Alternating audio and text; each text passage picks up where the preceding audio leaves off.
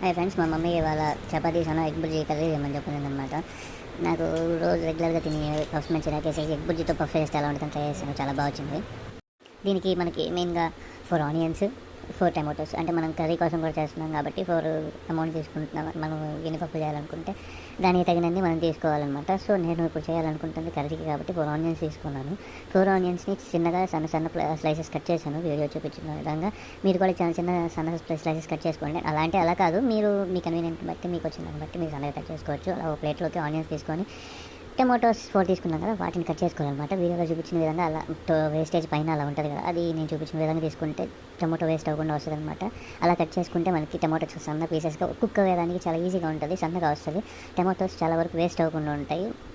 అది చాలా చిన్నగా వస్తుంది. ఈ కుక్ అయ్యేటప్పుడు కూడా మనకి టేస్ట్ స్ప్రెడ్ అయ్యేదానికి చాలా ఈజీగా ఉంటుంది మనం అలా కట్ చేసుకుంటే. ఇలా కట్ చేసుకోండి. స్టవ్ మీద బాండ్లీ పెట్టేసుకొని అది బాగా వేడెక్కేంత వరకు చూసుకొని, వేడెక్కాక మనకు తగినంత ఆయిల్ పోసుకొని ముందుగా మనం కట్ చేసుకున్న ఆనియన్ టమాటో పీసెస్ అన్ని పెట్టుకొని ఒక 5 మినిట్స్ వెయిట్ చేయాలన్నమాట. 5 మినిట్స్ వెయిట్ చేశాక మగ్గుతుంది. మగ్గిన తర్వాత మనం ఎగ్స్ అనే వాళ్ళని బ్రేక్ చేసుకొని, నేనైతే 7 ఎగ్స్ వేసుకున్నాను. కర్రీ కావాలని చెప్పాను, ముందరే చెప్పాను కాబట్టి.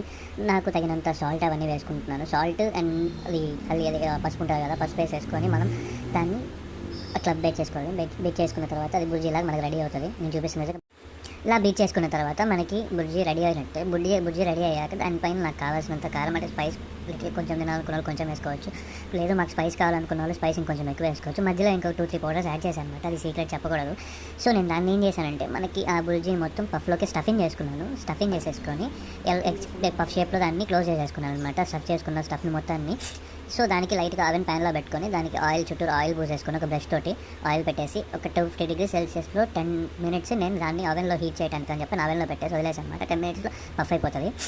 మనం ఓవెన్లో పెట్టిన పఫ్ అయితే హీట్ అవ్వాల్సిన స్టార్ట్ అయింది. సో హీట్ అవుతుంది. హీట్ అయ్యాక బయటకు తీస్తున్నాను అనమాట. చూడొచ్చు, హీట్ అయిపోయింది. పఫ్ అనేది కుక్ అయింది ప్రాపర్గానే.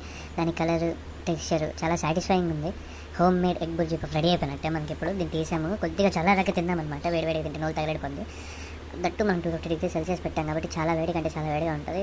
చాలా బాగా వచ్చిందనమాట. హోమ్ మేడ్ మనం చేసుకోవచ్చు మనం కూడా, కానీ టైం చాలా జ్యూసీగా మన ఇంట్లో చేసుకున్న ఫ్లేవర్. నేను వేసిన 2 సీక్రెట్ ఇంగ్రీడియంట్స్ బాగా తెలుస్తుంది. మంచి జ్యూసీగా ఉంది. బేకరీ కన్నా ఇదే చాలా బాగుంది.